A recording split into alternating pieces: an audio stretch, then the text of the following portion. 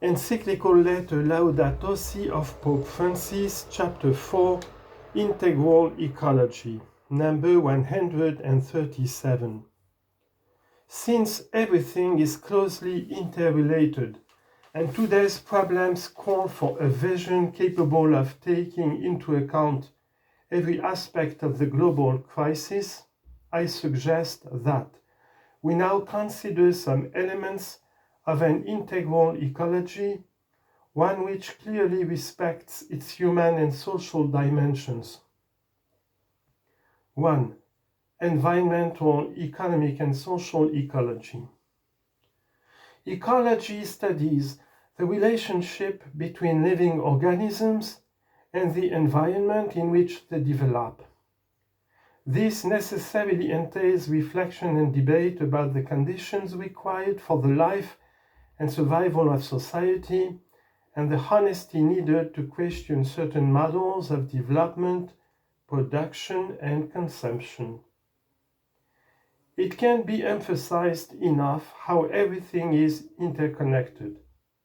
Time and space are not independent of one another, and not even atoms or subatomic particles can be considered in isolation. Just as the different aspects of the planet, physical, chemical, and biological, are interrelated, so too living species are part of a network which we will never fully explore and understand. A good part of our genetic code is shared by many living beings. It follows that the fragmentation of knowledge and the isolation of bits of information can actually become a form of ignorance unless they are integrated into a broader vision of reality. When we speak of the environment, what we really mean is a relationship existing between nature and the society which lives in it. Nature can't be regarded as something separate from ourselves or as a mere setting in which we live. We are part of nature, included in it, and thus in constant interaction with it.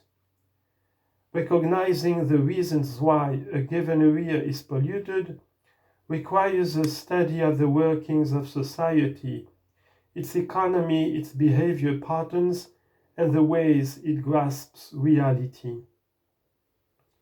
Given the scale of change, it is no longer possible to find a specific, discrete answer for each part of the problem. It is essential to seek comprehensive solutions which consider the interactions within natural systems themselves and with social systems. We are faced not with two separate crises, one environmental and the other social, but rather with one complex crisis which is both social and environmental. Strategies for a solution demand an integrated approach to combating poverty, restoring dignity to the excluded, and at the same time protecting nature. Due to the number and variety of factors to be taken into account when determining the environmental impact of a concrete undertaking, it is essential to give researchers their due role, to facilitate their interaction, and to ensure broad academic freedom. Ongoing research should also give us a better understanding of how different creatures relate to one another in making up the larger units which today we term ecosystems. We take these systems into account not only to determine how best to use them, but also because they have an intrinsic value independent of their usefulness. Each organism as a creature of God is good and admirable in itself. The same is true of the harmonious ensemble of organisms existing in a defined space and functioning as a system. Although we are often not aware of it, we depend on these larger systems for our own existence. We need only recall how ecosystems interact in dispersing carbon dioxide, purifying water, controlling illnesses and epidemics, forming soil, breaking down waste, and in many other ways which we overlook or simply do not know about. Once they become conscious of this, many people realize that we live and act on the basis of a reality which has previously been given to us, which precedes us, which precedes our existence and our abilities. So, when we speak of sustainable use, consideration must always be given to each ecosystem's regenerative ability in its different areas and aspects. Economic growth, for its part, tends to produce predictable reactions and a certain standardization with the aim of simplifying procedures and reducing costs. This suggests the need for an economic ecology capable of appealing to a broader vision of reality. The protection of the environment is in fact an integral part of the development process and can be considered in isolation from it.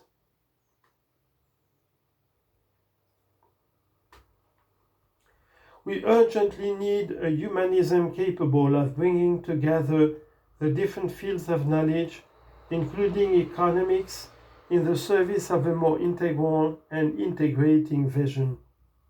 Today, the analysis of environmental problems can't be separated from the analysis of human, family, work-related and urban contexts, nor from how individuals relate to themselves, which leads in turn to how they relate to others and to the environment.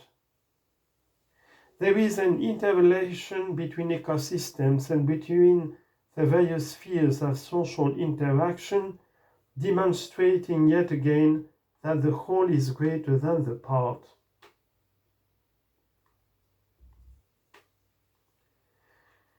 If everything is related, then the health of a society's institutions has consequences for the environment and the quality of human life.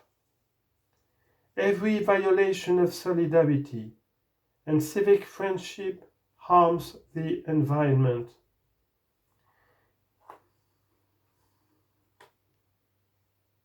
As said Pope Benedict XVI in Caritas in Veritate. In this sense, social ecology is necessarily institutional and gradually extends to the whole of society, from the primary social group, the family, to the wider local, national, and international communities. Within each social stratum and between them, institutions develop to regulate human relationships. Anything which weakens those institutions has negative consequences, such as injustice, violence, and loss of freedom. A number of countries have a relatively low level of institutional effectiveness, which results in greater problems for their people, while benefiting those who profit from this situation. Whether in the administration of the state, the various levels of civil society, or relationships between individuals themselves, lack of respect for the law is becoming more common. Laws may be well framed yet remain a dead letter. Can we hope then that in such cases, legislation and regulations dealing with the environment will really prove effective? We know, for example, that countries which have clear legislation about the protection of forests continue to keep silent as they watch laws repeatedly being broken. Moreover, what takes place in any one area can have a direct or indirect influence on other areas.